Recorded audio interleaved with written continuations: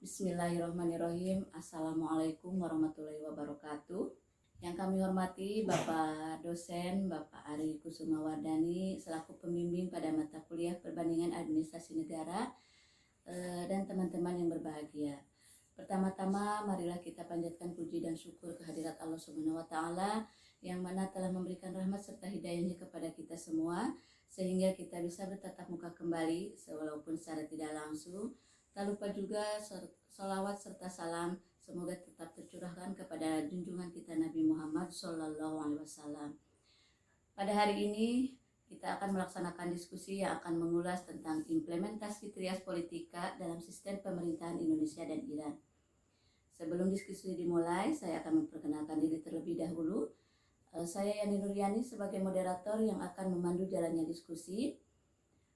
Lalu ada Pak Mamat, ada Ibu Maya, Ibu Karlina, Ibu Susanti, Ibu Depia sebagai penyaji, dan Ibu Sri Wahyuni selaku notulen sekaligus penyaji. Sedangkan rangkaian acara yang akan kita lewati adalah yang pertama pembukaan, yang kedua penyajian materi, yang ketiga sesi tanya jawab yang akan dilaksanakan di grup WA, yang keempat adalah penutup. Untuk mengefektifkan waktu, langsung saja kita mulai ke sesi yang pertama yaitu pembukaan. Marilah kita mengucapkan basmalah bersama-sama. Bismillahirrahmanirrahim. Tapi sebelum para penyaji menyampaikan materinya, saya akan mengulas sedikit tentang Trias Politika. Trias Politika adalah konsep politik yang berarti pemisahan kekuasaan. Trias Politika merupakan ide untuk memisahkan pemerintahan menjadi 3 bagian, yaitu legislatif, pembuat undang-undang, eksekutif, atau pelaksana undang-undang, dan yudikatif atau pengawas pelaksana undang-undang. Trias Politika adalah prinsip normatif yang mencegah kekuasaan terdapat pada orang yang sama. Konsep Trias Politika pertama kali dicetuskan oleh seorang filsuf Inggris bernama John Locke, yang kemudian dikembangkan oleh sarjana Prancis bernama Montesquieu. Berbagai negara yang menganut sistem demokrasi saat ini juga menggunakan konsep Trias Politika dalam sistem pemerintahan, termasuk Indonesia dan Iran, agar tidak terjadi penyalahgunaan kekuasaan oleh para penguasa. Untuk lebih jelasnya, saya persilahkan kepada para penyaji untuk menyampaikan materinya. Yang pertama ada sistem pemerintahan Indonesia yang akan disampaikan oleh Ibu Maya. Ibu Maya dipersilahkan. Assalamualaikum warahmatullahi wabarakatuh. Terima kasih kepada Ibu Moderator yang telah memberikan kesempatan kepada saya untuk mempresentasikan mengenai implementasi Trias Politika dalam sistem pemerintahan Indonesia dan Iran. Di sini memberi penjelasan mengenai sistem pemerintahan di Indonesia, di mana Indonesia adalah merupakan negara kesatuan yang berbentuk republik. Indonesia menjalankan pemerintahan republik presidensial multipartai yang demokratis. Dalam sistem Republik Indonesia, baik sebelum dan sesudah amandemen Undang-Undang Dasar 1945, Indonesia telah menerapkan konsep Trias Politika oleh Montesquieu dalam sistem pemerintahan Republik Indonesia. Namun, konsep Trias Politika tersebut tidak diterapkan secara absolut. Mengapa demikian? Karena pemaknaan dan pelaksanaan Trias Politika ini identik dengan pemisahan kekuasaan dan prinsip mengawasi dan mengimbangi di Indonesia sebagai negara demokrasi tidak sepenuhnya mutlak. Alasannya adalah karena memang tidak ada yang mutlak dalam penerapan sebuah sistem, melainkan sesuai dengan asas kesesuaian dengan kebutuhan dan kondisi sebuah negara. Pembagian kekuasaan berdasarkan fungsi negara dalam sistem pemerintahan Republik Indonesia berdasarkan Undang-Undang Dasar 1945 sebelum amandemen ternyata tidak hanya legislatif, eksekutif, dan yudikatif, di mana legislatif di sini adalah MPR dan DPR, eksekutif adalah Presiden, dan yudikatif adalah Mahkamah Agung. Namun selain dari 3 fungsi tersebut, masih dibagi lagi yaitu dalam kekuasaan konsultatif yaitu DPA, dan dalam kekuasaan eksaminatif yaitu BPK. Sedangkan pembagian kekuasaan berdasarkan fungsi dalam sistem pemerintahan Republik Indonesia berdasarkan Undang-Undang Dasar 1945 disebutlah amandemen, ternyata ada perubahan pemegang kekuasaan. Jumlah lembaga negara ditambah sehingga proses pelaksanaan, kekuasaan dan pengawasannya lebih kuat. Tidak hanya legislatif, eksekutif, dan yudikatif, namun masih banyak lagi dalam kekuasaan eksaminatif, yaitu di mana sini adalah BPK. Ya, terima kasih kepada Ibu Moderator. Sekian pembahasan yang saya sampaikan. Sekian dan terima kasih. Wassalamualaikum warahmatullahi wabarakatuh. Terima kasih kepada Ibu Maya yang telah menyampaikan materinya. Selanjutnya, untuk trias politika di Indonesia akan disampaikan oleh Ibu Karlina. Ibu Karlina, dipersilahkan.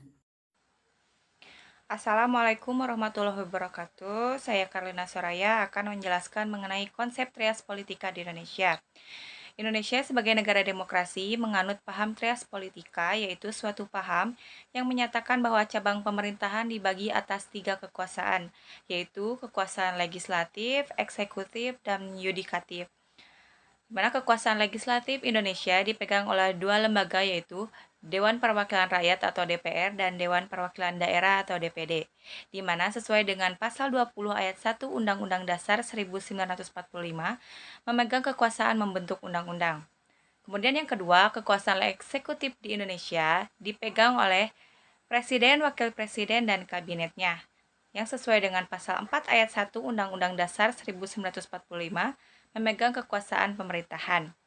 Kemudian, kekuasaan yudikatif di Indonesia dipegang oleh 3 lembaga, yaitu Mahkamah Konstitusi atau MK, Mahkamah Agung atau MA, dan Komisi Yudisial atau KY, yang sesuai dengan pasal 24 ayat 1 Undang-Undang Dasar 1945 memegang kekuasaan kehakiman yang merdeka untuk menyelenggarakan peradilan guna menegakkan hukum dan keadilan.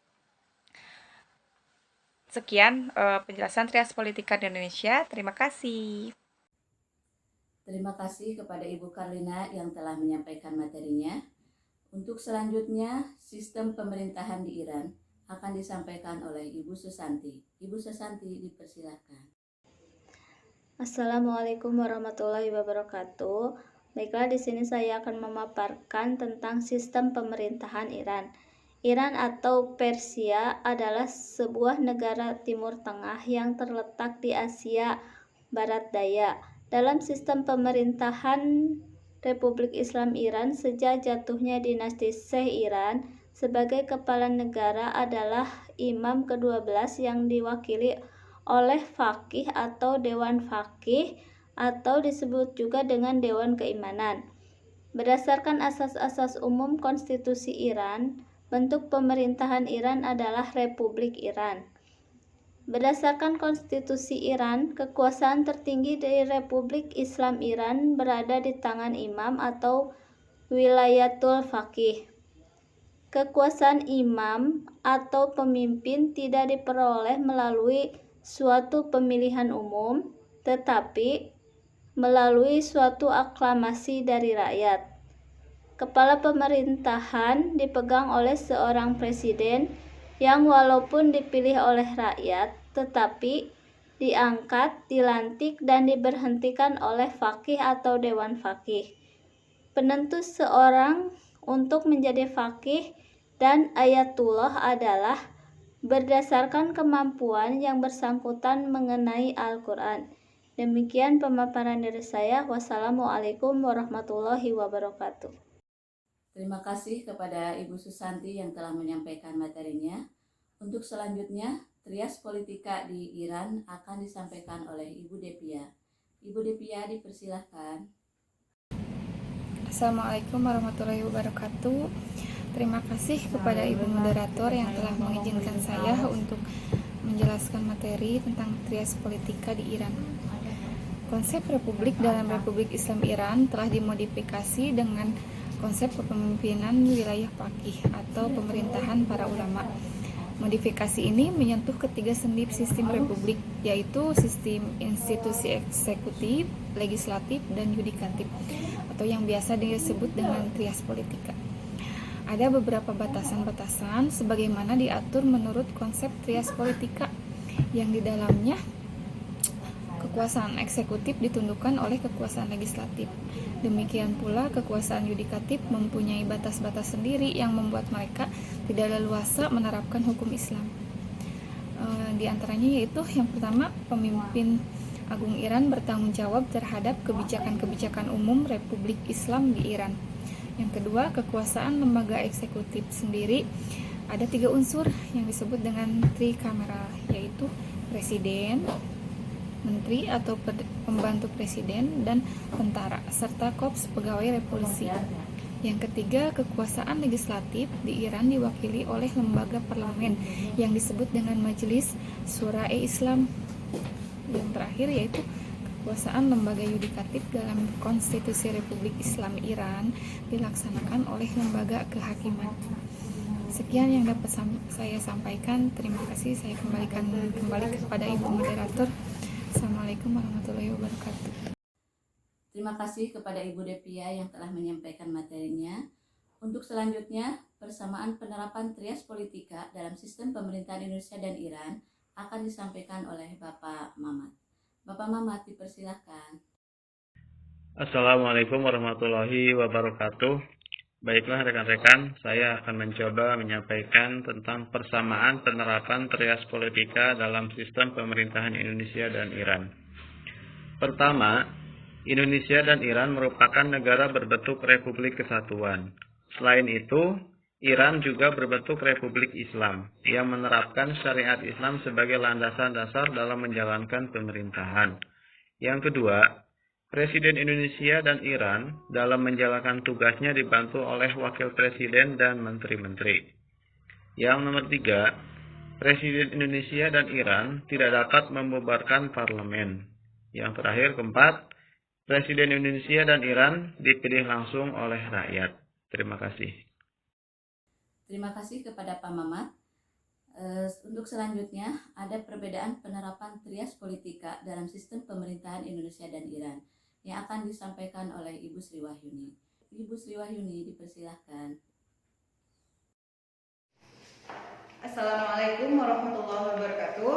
Terlebih dulu saya mengucapkan terima kasih kepada Ibu Moderator yang telah memberikan kesempatan saya untuk menjelaskan salah satu submateri dari materi yang akan disampaikan. Di antaranya adalah perbedaan penerapan trias politika dalam sistem pemerintahan Indonesia dan Iran. Melanjutkan materi yang sebelumnya, di sini dapat dilihat yang pertama adalah Indonesia menganut sistem pemerintahan Iran menganut sistem pemerintahan presidensial dan juga parlementer. Yang kedua, di Indonesia kekuasaan tertinggi ada pada presiden, sedangkan di Iran kekuasaan tertinggi dipegang oleh pemimpin. Perbedaan yang selanjutnya adalah di Indonesia eksekutif tidak bertanggung jawab pada legislatif, sedangkan di Iran eksekutif sangat tunduk pada legislatif. Yang selanjutnya adalah Indonesia tidak menerapkan pemisahan kekuasaan yang tegas karena presiden sebagai pemegang kekuasaan eksekutif dapat mengintervensi lembaga legislatif dan yudikatif. Sedangkan di Iran, Dewan Pengawal mampu mengintervensi keputusan majelis. Perbedaan yang selanjutnya adalah di Indonesia, lembaga legislatif dapat memberhentikan presiden, sedangkan di Iran, presiden hanya dapat diberhentikan oleh pemimpin agung. Yang terakhir adalah di Indonesia, menteri-menteri dipilih dan diangkat serta dibubarkan oleh presiden dan menteri bertanggung jawab pada presiden. Sedangkan di Iran, anggota majelis ditunjuk atau diangkat oleh presiden, tetapi tidak harus mendapat persetujuan dari majelis serta bertanggung jawab kepada presiden dan majelis. Dari uraian di atas dapat dilihat Indonesia dan Iran dalam menjalankan sistem pemerintahan presidensial secara murni. Di Indonesia hanya menyebut dirinya pengadut sistem presidensial, ternyata ditemukan adanya interaksi antara lembaga kekuasaan eksekutif, legislatif, dan yudikatif, sehingga tidak ada pemisahan kekuasaan yang tegas sebagaimana konsep murni trias politika oleh Montesquieu. Sedangkan yang terjadi di sistem pemerintahan Iran adalah adanya campuran sistem presidensial dan parlementer. Meskipun sebagian besar menganut sistem presidensial, ternyata ada sistem parlementer yang diadopsi, yakni padahal anggota kabinet diangkat oleh presiden, tapi harus mendapat persetujuan dari majelis atau parlemen serta bertanggung jawab terhadap presiden dan majelis. Selanjutnya, penerapan konsep trias politika di negara Indonesia dan Iran Untuk mendapatkan suatu sistem pemerintahan presidensial yang murni, maka doktrin trias politika harus dianut secara konsekuen, tidak boleh tumpang tindih. Ketiga jenis kekuasaan legislatif, eksekutif, dan yudikatif harus dipisahkan secara tegas, akan tetapi dalam bentuk yang murni tersebut tidak mungkin dilaksanakan di negara manapun. Penerapan konsep trias politika di Indonesia dan Iran masih tumpang tindih pada kenyataannya, yakni tidak ada pemisahan kekuasaan yang jelas. Hal ini dibuktikan dengan beberapa hal, yaitu adanya intervensi dari lembaga eksekutif di Indonesia dan Iran terhadap lembaga legislatifnya. Yang kedua adalah lembaga eksekutif di Indonesia mempunyai kewenangan intervensi lembaga yudikatif. Dan yang terakhir, lembaga eksekutif dan legislatif Iran lemah di depan pemimpin agung sehingga kekuasaannya terbatas. Sekian dari saya, terima kasih. Wassalamualaikum warahmatullahi wabarakatuh. Terima kasih kepada Ibu Sri Wahyuni yang telah menyampaikan materinya. Baiklah teman-teman, kita telah mendengarkan pemaparan materi dari para penyaji yang sangat luar biasa. Selanjutnya, acara yang ketiga yaitu sesi tanya jawab, dan ini akan dilaksanakan nanti di grup WA. Dari materi yang telah disampaikan oleh para penyaji tadi, maka kesimpulan dari materi implementasi trias politika dalam sistem pemerintahan Indonesia dan Iran adalah masing-masing lembaga baik eksekutif, legislatif, dan yudikatif belum mampu menjadi lembaga yang independen. Adanya pemisahan kekuasaan yang tidak jelas ini memang berbeda dengan tujuan awal konsep trias politika yang sesungguhnya, yakni untuk memperjelas fungsi dari masing-masing lembaga kekuasaan. Namun, hal ini bisa ditolerir karena memang kemajuan pada peradaban manusia saat ini menghendaki adanya varian seperti itu. Jika memang ketimpang tindihan fungsi antar lembaga ini bisa membantu pemerintahan suatu negara bisa berjalan dengan baik, maka hal ini bisa diterima. Namun, jika adanya pemisahan yang tidak jelas ini membuat jalannya pemerintahan semakin buruk dan tidak terkontrol, maka tiap lembaga kekuasaan tersebut harus dikembalikan kepada fungsi awalnya masing-masing, tanpa harus mengintervensi lembaga kekuasaan yang lain. Demikian materi dari kelompok 4. Terima kasih kepada teman-teman yang sudah berpartisipasi. Mohon maaf atas segala kekurangannya. Maka saya tutup dengan mengucapkan hamdalah. Alhamdulillahirabbil alamin. Selanjutnya untuk sesi tanya jawab maka akan dilaksanakan di grup WA. Terima kasih.